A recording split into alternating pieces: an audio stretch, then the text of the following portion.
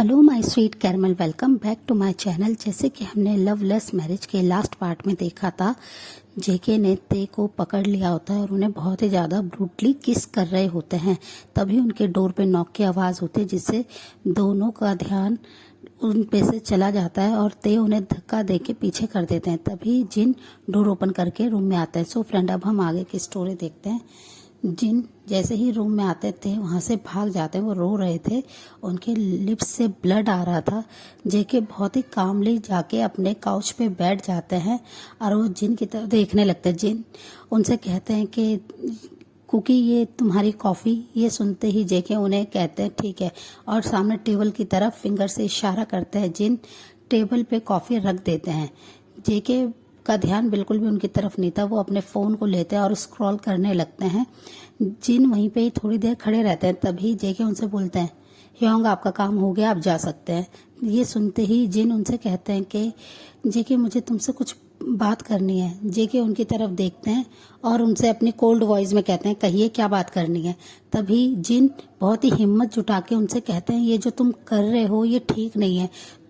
तभी जेके उनसे कहते हैं, मैं क्या कर रहा हूँ और क्या ठीक नहीं है, आप क्या कहना चाहते हैं।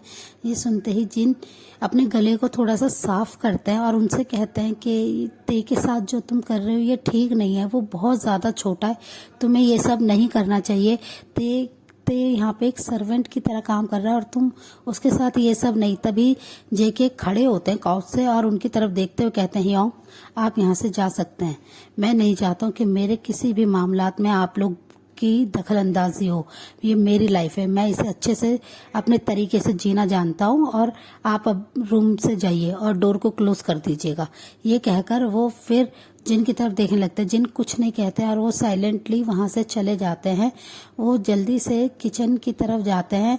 वो देखते हैं कि वहाँ पर फ्रिज के पीछे वहाँ पर ते बहुत ज़्यादा रो रहे हैं। वो फ्लोर पे ही बैठ गए हैं और उन्होंने अपने दोनों लेग्स को हक कर लिया है, जिसे देखकर जिन बहुत ज़्यादा परेशान हो जाते हैं। वो जल्दी से आवाज़ को फॉलो करते उधर जाते हैं तो वो देखते हैं कि ते बुरी तरह से कांप रहे हैं और रो रहे हैं। उनकी आंखें बिल्कुल रेड हो गई है, जिसे देखकर जिनको बहुत ज़्यादा दुख लगता है। वो तुरंत ही ते के पास आ जाते हैं।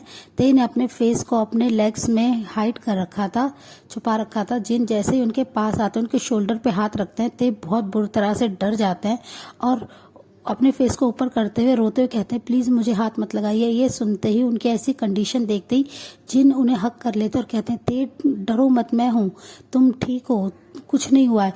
तभी ते भी अपने थोड़े से सेंस में आते हैं और वो जिन को हक बैक करते हैं और जोर जोर से रोने लगते हैं और कहते हैं, हाँ, वो मेरे साथ ये सब क्यों करना चाहते हैं।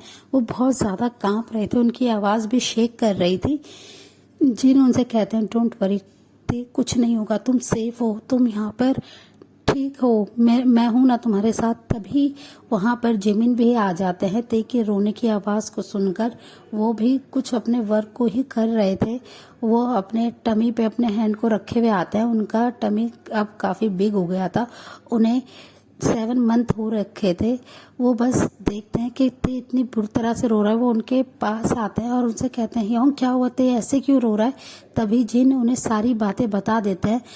जिन और जिमिन उनसे कहते हैं, वो मॉन्स्टर तुम्हें नहीं छोड़ेगा ते, तुम यहाँ से चले जाओ, तुम्हें यहाँ पे वर्क के लिए नहीं आना चाहिए। तभी ते उनसे कहते हैं, तो मैं कहाँ जाऊँगा, मैं कैसे करूँगा, मेरी फैमिली बहुत ज़्यादा पुअर है, आप तो सब कुछ जानते ना ह्योंग, हमारी मजबूरी है यहाँ पे काम करना, वरना मैं यहाँ पे कभी काम नहीं करना चाहूँगा। बस मैं अपने डैड और मॉम के लिए हेल्प करना चाहता हूँ। ये सुनकर जिन भी परेशान होकर कहते हैं, तुम्हें जितना हो सके उस डेविल से दूर रहना होगा। अगर वो बुलाता है तो तुम्हें नहीं जाना होगा उसके पास, वो कुछ भी कर सकता है और हम कुछ नहीं कर सकते हैं इनके सामने। तुम्हें पता है ना मिसेस जॉन कितनी ज़्यादा क्रूल है। ये सुनते ही ते अपने फेस को नीचे कर लेते हैं। वो बहुत ज़्यादा रो रहे थे। जिन फिर जिमिन से कहते हैं कि मेडिसिन का बॉक्स लाओ और वो फिर ते के हाथ को पकड़े हुए होते हैं। फिर वो उन्हें पानी देते हैं। ते बहुत ही मुश्किल से पानी पीते हैं, वो अभी भी बहुत ज़्यादा घबराए हुए थे। फिर जिमिन मेडिसिन के बॉक्स को लाते हैं, जिसमें से जिन उनके लिप्स पे जो कट मार्क आ गए थे जेके के ब्रूटली किस करने की वजह से, उस पर मेडिसिन अप्लाई करते हैं और उनसे कहते हैं कि बस तुम यहाँ से जाओ, तुम यहाँ पे कभी मत आना। पर ते उनसे कहते हैं, मेरे को आना पड़ेगा अपने डैड की हेल्प के लिए। तो जिन कहते हैं जितना हो सके हम दोनों तुम्हें प्रोटेक्ट करेंगे, पर उस डेविल की नज़रें तुम पे पड़ गई है, ते हम कब तक प्रोटेक्ट कर पाएंगे तुम्हें हम नहीं जानते हैं। तभी वहाँ पे किसी के आने की आहट होती है जिससे वो तीनों डर जाते हैं। ते बहुत ज़्यादा डरे हुए होते हैं, वो काँप रहे होते हैं। तभी जिन उनके आंसू को वाइप करते हैं और कहते हैं कि तुम बिल्कुल साइलेंट रहना, और वो जल्दी से किचन से बाहर आ जाते हैं। दोनों जने कुछ वर्क को करने लगते हैं क्लीनिंग के, जिससे मिसेस जॉन का ध्यान उन पे ना जाए। वो बस देखते हैं कि ये दोनों दूर दूर काम कर रहे हैं ना, जिमिन और जिन। मिसेस जॉन हर वक्त उन पे नजरें रखती थी कि ये लोग ज़्यादा आपस में बातें ना करें, जितना हो सके ये दूर रहे, और उन्हें हर वक्त काम में बिजी रखते थे। वो जैसे ही मिसेस जॉन बाहर जाती हैं, ड्राइवर से कार निकालने के लिए कहती हैं, वो अपने फ्रेंड्स के साथ चल जाती हैं। तभी जिन उधर आते हैं और वो ते के हाथ को पकड़ते हुए कहते हैं कि तुम बस अब यहाँ से जल्दी से जाओ, इससे पहले कोई और आ जाए। और वो उन्हें आराम से मेंशन से बाहर भेज देते हैं। ते बहुत ज़्यादा डरे हुए थे, वो डर के मारे जल्दी जल्दी अपने घर जाने लगते हैं। मिस्टर किम उनसे बार बार बात करने की कोशिश करते हैं, ते क्या हुआ, तुम ठीक तो ना, पर ते बिल्कुल साइलेंट होते हैं। वो डरे हुए होते हैं, पर वो अपने आप को काम करने की कोशिश कर रहे होते हैं। वो अपने डैड को डराना नहीं चाहते, उन्हें ये सब बातें नहीं बताना चाहते हैं। वो अपने घर में आ जाते हैं और वो बस अपने रूम को लॉक करके बहुत ज़्यादा डोर के सहारे ही फ्लोर पे बैठ जाते हैं और बहुत ज़ोर ज़ोर से रोने लगते हैं कि मिस्टर जॉन उनके साथ ये सब क्यों कर रहे हैं, वो उन्हें ऐसे टच क्यों करते हैं। उनका टच बहुत ही ज़्यादा उन्हें वियर्ड लगता है, बहुत ज़्यादा बुरा फील करा रहा था। ते तुरंत ही वॉशरूम में आ जाते हैं और अपने सारे क्लोथ्स को उतार के शावर के नीचे खड़े हो जाते हैं।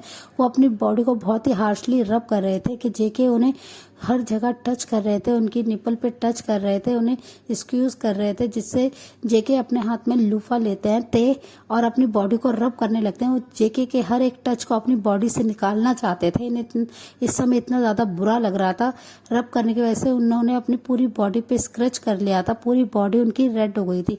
और दूसरी साइड जेके बहुत ज़्यादा गुस्से में थे कि जिन की वजह से, जिन हियोंग की वजह से उनके हाथ से हाथ ते निकल गया, नहीं तो आज वो ते को क्लेम कर लेते, अपना बना लेते। वो उस जेके कहते हैं, बे बॉय तुम कब तक बचोगे मुझसे, एक दिन तो तुम्हें मेरे बेड पे होना होगा, मेरे नीचे होना होगा।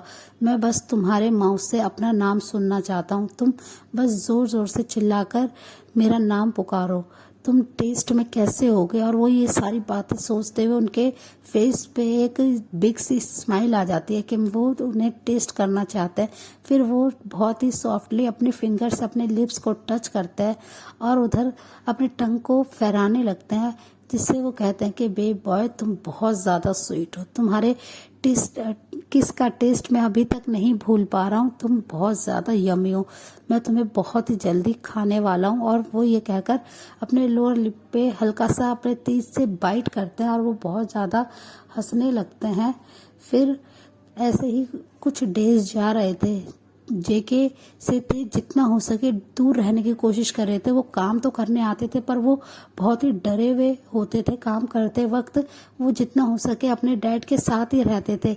जिन और जिमिन भी ये नोटिस कर रहे थे कि ते अब बहुत ज़्यादा डरे हुए रहते हैं, वो ठीक से कुछ भी बात नहीं करते हैं। वो जितना हो सके मिस्टर जियोन से बचना चाहते थे, वो दूर रहना चाहते थे। फिर एक दिन आज फिर से जेके अपने मेंशन जल्दी आ गए थे, वो आज इवनिंग में ही आ गए थे और वो बस ते की तरफ ही देख रहे थे। उनकी आंखों में जो लस्ट था वो साफ साफ दिखाई दे रहा था। ते का ध्यान बिल्कुल भी नहीं था, वो अपने गार्डन में ही अपने वर्क को कर रहे थे। जेके अपने रूम की बालकनी से सारा व्यू देख रहे थे। वो अपने हाथ में सिगरेट को लेते हैं और उसे लाइटन अप करके स्मोक करने लगते हैं। वो बस अपनी लस्टफुल आंखों से ते को ही देख रहे थे। वो बहुत ज़्यादा इस समय नीडी फील कर रहे थे ते के लिए। वो जब जब ते को देखते हैं उनके लिए उनके मन में लस्ट आ जाता है। वो अपने लोअर पार्ट में बहुत ही ज़्यादा अराउज फील करने लगते हैं। फिर वो कुछ देर तक ऐसे ही ते को निहार रहे होते हैं। तभी वहाँ पे मिसेस जॉन आती हैं और जेके की आइज़ को फॉलो करते हुए उस डायरेक्शन में देखती हैं। जेके की आंखों में वो साफ साफ लस्ट को देख पा रही थी। वो जेके से कहती हैं, सन तुम्हें क्या वो चाहिए बॉय। ये सुनते ही जेके का ध्यान एकदम से उनकी तरफ जाता है और वो कहते हैं, मॉम आप कब आए।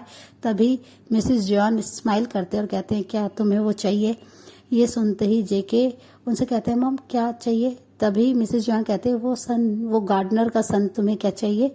तभी जेके स्मक करते और कहते हैं यस मॉम, मुझे वो चाहिए, अपने बेड पे चाहिए। ये सुनते ही मिसेस जॉन स्माइल करते और कहते हैं मेरा सन जो चाहता है वो उसे जल्द से जल्द मिल जाएगा, तुम फिक्र मत करो। और तुम क्या बस इसे एक बार यूज़ करके छोड़ना चाहते हो। तभी जेके अपनी मॉम की तरफ देखते हैं, उनके माउथ से वो ये बात सुन के बहुत ज़्यादा हैरान होते हैं कि मिसेस जॉन ऐसी बातें कर रही हैं। फिर वो स्मक करते हुए कहते हैं कि मॉम आप ये क्या कह रहे हैं। तभी मिसेस जॉन कहते हैं इज़ ओके जंकुक, तुम मुझे बता सकते हो तुम क्या उसे एक बार यूज़ करना चाहते हो या फिर तुम जितना चाहो उसे यूज़ कर सकते हो, वो हमारा सर्वेंट है। ये सुनते ही जेके स्मक करते हुए कहते हैं कि मैं उसे बार बार टेस्ट करना चाहता हूँ, बट मैं उससे मॉम चाहता हूँ कि वो मेरे साथ मैरिज में आ जाए, मैं उससे शादी करूं। ये सुनते मिसेस जॉन कहते हैं ओके। और वो फिर कहते हैं कि ठीक है, तुम्हें इस बारे में सोचने की जरूरत नहीं है, बहुत जल्दी वो तुम्हारे रूम में तुम्हारे बेड पे होगा। और ये कहकर वो स्माइल करती हैं और वहां से चली जाती है। जेके बस अपनी मॉम को जाते हुए देखते हैं और वो फिर से स्मोक करना शुरू कर देते हैं। और मिसेस जॉन अपने रूम में आके बहुत ज़्यादा खुश होती हैं कि फाइनली इसे भी एक ऐसा पुअर बॉय पसंद है जो हर वक्त मेरे कंट्रोल में रहेगा और मैं धीरे धीरे सारी प्रॉपर्टी की मालिक बन जाऊंगी। और वो ये कहते हुए बहुत ज़्यादा स्माइल कर रही होती है। दूसरी साइड आरएम और शुगा भी अपने वर्क से अब घर आ गए थे। जिन और जिमिन कुकिंग कर रहे थे, वो फूड को टेबल पे सर्व कर देते हैं। आरएम और शुगा अपने रूम में फ्रेश होने के लिए चल जाते हैं। तभी आरएम आवाज़ देते हैं जिन को और अपने क्लोथ्स निकालने के लिए कहते हैं। वो जैसे ही रूम में आते हैं वो देखते हैं कि आरएम ऑलरेडी बेड पे बैठे हुए हैं और वो बस जिन का ही वेट कर रहे हैं। जैसे ही जिन रूम में आते हैं वो उनसे कहते हैं कि तुमने मेरे क्लोथ्स क्यों नहीं निकाले। तभी जिन उनसे माफ़ी मांगते कहते हैं कि बस मैं अभी निकाल देता हूँ। और वो जल्दी से अलमीरा में से आरएम के लिए उनके क्लोथ्स को निकाल देते हैं। वो जैसे ही बेड पे रख के जा ही रहे होते तभी आरएम उन्हें पीछे से पकड़ लेते हैं और कहते हैं कि जीनू बेबी तुम कहाँ जा रहे हो, चलो ना हम दोनों साथ में शावर लेते हैं। ये सुनते ही जिन थोड़े से परेशान होते हैं और कहते हैं नहीं मॉम अभी डिनर का टाइम है, मॉम अभी डिनर के लिए आती ही होंगी, मुझे यहाँ से जाना होगा, नहीं तो मॉम गुस्सा करेंगी। ये सुनते ही आरएम उनके नेक में अपने फेस को डालता है और वहाँ पे बहुत ही सॉफ्टली किस करने लगता है और कहते हैं बेबी तुम आज भी पहले की तरह ही हो, इतने ही ब्यूटीफुल। और उनके नेक पे अपने टंग को फहराने लगता है। जिन बहुत ज़्यादा डर रहे थे कि मिसेस जॉन ने अगर इस टाइम पे उन्हें साथ में देख लिया, वहाँ रूम में नहीं देखा किचन रूम में, तो वो गुस्सा करेंगे, उन पे चिल्लाएंगे। वो बहुत ज़्यादा डरे हुए होते हैं पर आरएम उन्हें छोड़ने के लिए बिल्कुल भी रेडी नहीं होते हैं। वो बहुत ज़्यादा उन्हें किस कर रहे होते हैं। तभी जिन उनसे हिम्मत करके कहते हैं कि आरएम मैं आपसे कुछ कहना चाहता हूँ। आरएम कहते हैं बेबी इस वक्त तुम्हें क्या बात करनी है। और वो ये कहकर उनके नेक पे सॉफ्टली बाइट करने लगते हैं, जिससे अब जिन के लिए भी बहुत ज़्यादा मुश्किल हो रहा था। वो कहते हैं कि आरएम प्लीज़ एक बार मेरी बात तो सुनिए। सो फ्रेंड इस पार्ट को हम यहीं एंड करते हैं, मिलते हैं आपसे नेक्स्ट पार्ट में। तब तक आप मेरी वीडियो को लाइक शेयर कीजिए और मेरे चैनल को सब्सक्राइब कीजिए। Bye bye, take care.